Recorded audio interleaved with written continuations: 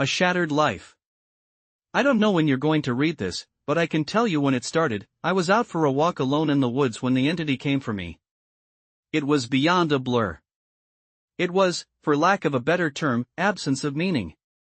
Where it hid, there were no trees; where it crept closer, there was no grass; through the arc it leapt at me, there was no breeze of motion. There was no air at all. As it struck, I felt the distinct sensation of claws puncturing me somewhere unseen, somewhere I'd never felt before. My hands and arms and legs and torso seemed fine and I wasn't bleeding, but I knew I'd been injured somehow. As I fearfully ran back home, I could tell that I was less. I was vaguely tired, and it was hard to focus at times. The solution at that early stage was easy. A big cup of coffee helped me feel normal again. For a while, that subtle drain on my spirit became lost in the ebb and flow of caffeine in my system. You could say my life began that week, actually, because that was when I met March. She and I got along great, though, to be honest, I'm pretty sure I fell in love with her over the phone before we even met. It was almost as if the strong emotions of that first week made the entity fight back. It was still with me, latched on to some invisible part of my being. The first few incidents were minor, and I hardly worried about them. The color of a neighbor's car changed from dark blue to black one morning, and I stared at it before shaking my head and shrugging off the difference. 2 days later, at work, a co-worker's name changed from Fred to Dan. I carefully asked around, but everyone said his name had always been Dan. I figured I'd just been mistaken. Then, as ridiculous as this sounds, I was peeing in my bathroom at home when I suddenly found myself on a random street. I was still in my pajamas, pants down, and urinating, but now in full view of a dozen people at a bus stop. Horrified, I pulled up my clothes and ran before someone called the cops. I did manage to get home, but the experience forced me to admit that I was still in danger. The entity was doing something to me, and I didn't understand how to fight back. Mar showed up that evening, but she had her own key. "Hey," I asked her with confusion. "How'd you get a key?" She just laughed. "You're cute. Are you sure you're okay with this?" She opened a door and entered a room full of boxes. I know living together is a big step, especially when we've only been dating 3 months. Living together? I'd literally just met her the week before. Thing was, my mother had always called me a smart cookie for a reason. I knew when to shut my yap. Instead of causing a scene, I told her everything was fine, and then I went straight to my room and began investigating. My things were just as I had left them, with no sign of a 3-month gap in habitation, but I did find something out of the ordinary: the date. I shivered angrily as I processed the truth. The entity had eaten 3 months of my life. What the hell was I facing? What kind of creature could consume pieces of one's soul like that? I'd missed the most exciting part of a new relationship, and I would never understand any shared stories or in-jokes from that period. Something absurdly precious had been taken from me, and I was furious. That fury helped suppress the entity. I never imbibed alcohol. I drank coffee religiously. I checked the date every time I woke up. For 3 years, I managed to live each day while observing nothing more than minor alterations. A social fact here and there, someone's job, how many kids they had, that sort of thing, the layout of nearby streets, the time my favorite television show aired, that kind of thing. Always, those changes reminded me the creature still had its claws sunk into my spirit. Not once in 3 years did I ever let myself zone out. One day, I grew careless. I let myself get really into the season finale of my favorite show. It was gripping, a fantastic story. Right at the height of the action, a young boy came up to my lounger and shook my arm. Surprised, I asked, "Who are you? How did you get in here?" He laughed and smiled brightly. "Silly daddy." My heart sank in my chest. I knew immediately what had happened. After a few masked questions, I discovered that he was 2 years old and that he was my son. The agony and heartache filling my chest was nearly unbearable. Not only had I missed the birth of my son, I would never see or know the first years of his life. Mar and I had obviously gotten married and started a family in the time I'd lost, and I had no idea what joys or pains those years contained. It was snowing outside. Holding my sudden son in my lap, I sat and watched the flakes fall outside. What kind of life was this going to be if slips in concentration could cost me years? I had to get help. The church had no idea what to do. The priests didn't believe me, and told me I had a health issue rather than some sort of possession. The doctors didn't have any clue. Nothing showed up on all their scans and tests, but they happily took my money in return for nothing. By the time I ran out of options, I decided to tell March. There was no way to know what this all looked like from her side. What was I like when I wasn't there? Did I still take our son to school? Did I still do my job? Clearly, I did, because she seemed to be none the wiser, but I still had a horrible feeling that something must have been missing in her life when I wasn't actually home inside my own head. But the night I set up a nice dinner in preparation, she arrived not by unlocking the front door, but by knocking on it. I answered, and found that she was in a nice dress. She was happily surprised by the settings on the table. A fancy dinner for a second date? I knew you were sweet on me. Thank the Lord I knew when to keep my mouth shut. If I'd gone on about being married and having a son, she might have run for the hills. Instead, I took her coat and sat down for our second date. Through carefully crafted questions, I managed to deduce the truth. This really was our second date. She saw relief and happiness in me, but interpreted that as dating jitters. I was just excited to realize that the entity wasn't necessarily eating whole portions of my life. The symptoms, as I was beginning to understand them, were more like the consequences of a shattered soul. The creature had wounded me, broken me into pieces. Perhaps I was to live my life out of order, but at least I would actually get to live it. And so it went for a few years, from my perspective. While minor changes in politics or geography would happen daily, major shifts in my mental location only happened every couple months.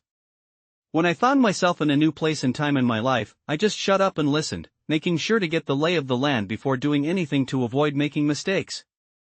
On the farthest flung leap yet, I met my 6-year-old grandson, and I asked him what he wanted to be when he grew up. He said, writer. I told him that was a fine idea. Then, I was back in month 2 of my relationship with Mar, and I had the best night with her on the riverfront. When I say the best, I mean the best. Knowing how special she would become to me, I asked her to move in. I got to live through what I'd missed the first go-around, and I came to understand that I was never mentally absent. I would always be there, eventually. When we were moving her boxes in, she stopped for a moment and said she marveled at my great love, as if I'd known her for a lifetime and never once doubted she was the one. That was the first time I truly laughed freely and wholeheartedly since the entity had wounded me. She was right about my love for her, but for exactly the reason she'd considered a silly romantic analogy. I had known her my whole life, and I'd come to terms with my situation and found peace with it. It wasn't so bad to have sneak peeks at all the best parts ahead. But of course I wouldn't be writing this if it hadn't gotten worse. The entity was still with me. It had not wounded me and departed like I'd wanted to. Believe. The closest I can describe my growing understanding was that the creature was burrowing deeper into my psyche, fracturing it into smaller pieces. Instead of months between major shifts, I began having only weeks. Once I noticed that trend, I feared my ultimate fate would be to jump between times in my life heartbeat by heartbeat, forever confused, forever lost. Only an instant in each time meant I would never be able to speak with anyone else, never be able to hold a conversation, never express or receive love. As the true depth of that fear came upon me, I sat in an older version of me and watched the snow falling outside. That was the one constant in my life. The weather didn't care who I was or what pains I had to face. Nature was always there. The falling snow was always like a little hook that kept me in a place. The pure emotional peace it brought was like a panacea on my mental wounds, and I'd never yet shifted while watching the pattern of falling white and thinking of the times I'd gone sledding or built a snow fort as a child. A teenager touched my arm. Grandpa? Eh? He'd startled me out of my thoughts, so I was less careful than usual. Who are you? He half grinned, as if not sure whether I was joking. Handing me a stack of papers, he said, "It's my first attempt at a novel. Would you read it and tell me what you think?" Ah, of course. Pursuing that dream of being a writer, I see. He burned bright red. Trying to, anyway. All right. Run off, I'll read this right now. The words were blurry, and, annoyed, I looked for glasses I probably had for reading. Being old was terrible, and I wanted to leap back into a younger year, but not before I read his book. I found my glasses in a sweater pocket, and began leafing through. Mar puttered in and out of the living room, still beautiful, but I had to focus. I didn't know how much time I would have there. It seemed that we had relatives over. Was it Christmas? A pair of adults and a couple kids I didn't recognize tromped through the hallway, and I saw my son, now adult, walk by with his wife on the way out the door. As a group, the extended family began sledding outside. Finally, I finished reading the story, and I called out for my grandson. He rushed down the stairs and into the living room. How was it? Well, it's terrible, I told him truthfully. But it's terrible for all the right reasons. You're still a young man, so your characters behave like young people, but the structure of the story itself is very solid. I paused. I didn't expect it to turn out to be a horror story. He nodded. It's a reflection of the times. Expectations for the future are dismal, not hopeful like they used to be. You're far too young to be aware like that, I told him. An idea occurred to me. If you're into horror, do you know anything about strange creatures? Sure. I read everything I can. I love it. Warily, I scanned the entrances to the living room. Everyone was busy outside. For the first time, I opened up to someone in my life about what I was experiencing. In hushed tones, I told him about my fragmented consciousness. For a teenager, he took it well. You're serious? Yes. He donned the determined look of a grown man accepting a quest. I'll look into it, see what I can find out. You should start writing down everything you experience. Build some data. Maybe we can map your psychic wound. Wow. Sounds like a plan. I was surprised. That made sense, and I hadn't expected him to have a serious response. But how will I get all the notes in one place? Let's come up with somewhere for you to leave them, he said, frowning with thought. Then I'll get them, and we can trace the path you're taking through your own life, see if there's a pattern. For the first time since the situation had gotten worse, I felt hope again. How about under the stairs? Nobody ever goes under there. Sure. He turned and left the living room. I peered after him. I heard him banging around near the stairs. Finally, he returned with a box, laid it on the carpet, and opened it to reveal a bursting stack of papers. He exclaimed, "Holy crap!" But of course, being a teenager, he didn't really say crap. Taken aback, I blinked rapidly, forgiving his cussing because of the shock. Did I write those? He looked up at me with wonder. Yeah. Or, you will. You still have to write them and put them under the stairs after this. He gazed back down at the papers, then covered the box.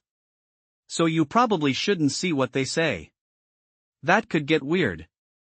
That much I understood. Right. He gulped. There are like 50 boxes under there, all filled up like this. Deciphering these will take a very long time. His tone dropped to deadly seriousness. But I will save you, Grandpa. Because I don't think anyone else can. Tears flowed down my cheeks then, and I couldn't help but sob once or twice.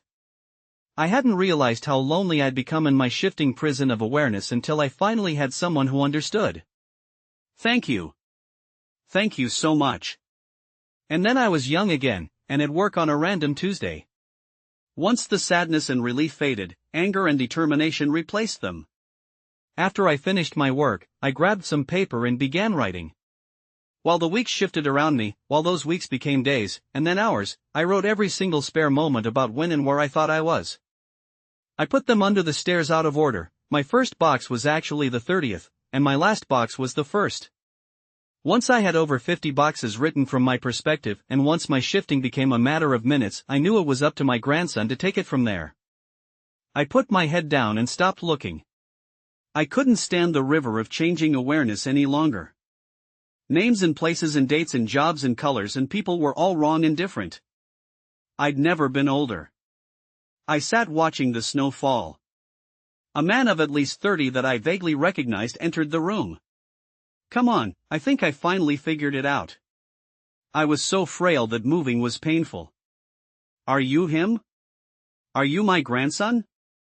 Yes. He took me to a room filled with strange equipment and sat me in a rubber chair facing a large mirror twice the height of a man.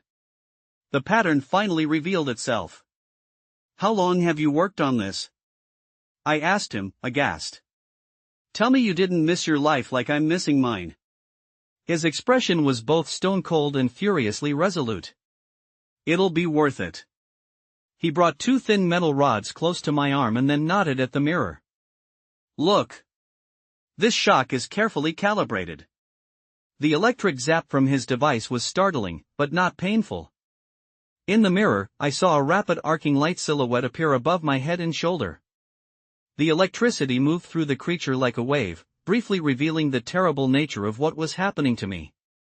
A bulging leech-like mouth was wrapped around the back of my head, coming down to my eyebrows and touching each ear, and its slug-like body ran over my shoulder and into my very soul.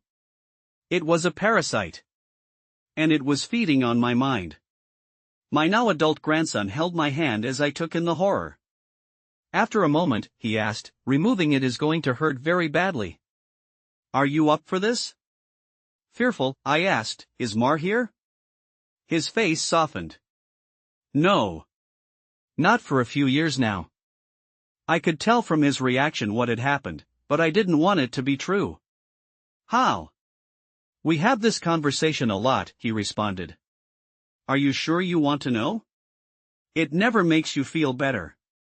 Tears brimmed in my eyes. Then I don't care if it hurts, or if I die. I don't want to stay in a time where she's not alive. He made a sympathetic noise of understanding and then returned to his machines to hook several wires, diodes, and other bits of technology to my limbs and forehead. While he did so, he talked. I've worked for 2 decades to figure this out, and I've had a ton of help from other researchers of the occult. This parasite doesn't technically exist in our plane. It's one of the lesser spawns of Set, and it feeds on the plexus of mind, soul, and quantum consciousness/reality. When details like names and colors of objects changed, you weren't going crazy. The web of your existence was merely losing strands as the creature ate its way through you. I didn't fully understand. I looked up in confusion as he placed a circlet of electronics like a crown on my head in exact line with where the parasite's mouth had ringed me. What's Set? He paused his work and grew pale. I forgot that you wouldn't know. You're lucky, believe me. After a deep breath, he began moving again, and placed his fingers near a few switches. Ready? This is carefully tuned to make your nervous system extremely unappetizing to the parasite, but it's basically electroshock therapy. I could still see Mar's smile. Even though she was dead, I'd just been with her moments ago. Do it. The click of a switch echoed in my ears, and I almost laughed at how mild the electricity was. It didn't feel like anything, at least at first. Then, I saw the mirror shaking, and my body within that image convulsing. Oh. No. It did hurt. Nothing had ever been more painful. It was just so excruciating that my mind hadn't been able to immediately process it. As my vision shook and fire burned in every nerve in my body, I could see the reflected trembling light silhouette of the parasite on my head as it writhed in agony equal to mine. It had claws, 6-clawed lizard-like limbs under its leech-like body, and it cut into me in an attempt to stay latched on. The electricity made my memories flare. Mar's smile was foremost, lit brightly in front of a warm fire as the snow fell past the window behind her. The edges of that memory began lighting up, and I realized that my life was one continuous stretch of experience. It was only the awareness of it that had been fragmented by that feasting evil on my back. I'd never managed to be there for the birth of my son. I jumped around it a dozen times, but never actually lived it. For the first time, I got to hold Mar's hand and be there for her. No. No. That moment had shifted seamlessly into holding her hand as she lay in a hospital bed for a very different reason. Not this. God, why? It was so merciless to make me remember this. I broke down in tears as nurses rushed into the room. I didn't want to know. I didn't want to experience it. I'd seen all the good parts, but I hadn't wanted the worst part, the inevitable end that all would one day face. It wasn't worth it. It was tainted. All that joy was given back 10,000-fold as pain. The fire in my body and in my brain surged to sheer white torture, and I screamed. My scream faded into a surprised shout as the machines and electricity and chair faded away. Snow was no longer falling around my life. I was out in the woods on a bright summer day. Oh God! I turned to see the creature approaching me. It was the same absence of meaning, the same blank on reality. It crept forward, just like before, but, this time, it hissed and turned away. I stood, astounded at being young again and freed from the parasite. My grandson had actually done it. He'd made me an unappetizing meal, so the predator of mind and soul had moved on in search of a different snack. I returned home in a daze. And while I was sitting there processing all that had happened, the phone rang. I looked at it in awe and sadness. I knew who it was. It was Marjorie, calling for the first time for some trivial reason she'd admit 30 years later was made up just to talk to me. But all I could see was her lying in that hospital bed dying. It was going to end in unspeakable pain and loneliness. I would become an old man, left to sit by myself in an empty house, his soulmate gone long before him. At the end of it all, the only thing I would have left, sitting and watching the falling snow. But now, thanks to my grandson, I would also have my memories. It would be a wild ride, no matter how it ended. On a sudden impulse, I picked up the phone. With a smile, I asked, "Hey, who's this?" Even though I already knew. Author's note, together, my grandfather. And I did set out to write the tale of his life. Unfortunately, his Alzheimer's disease progressed rapidly, and we were never able to finish. He's still alive, but I imagine that, mentally, he is in a better place than the nursing home. I like to think he's back in his younger days, living life and being happy, because the reality is much colder. It's snowing today. He loves the snow. When I visited him, he didn't recognize me, but he did smile as he sat looking out the window. Blog FBTW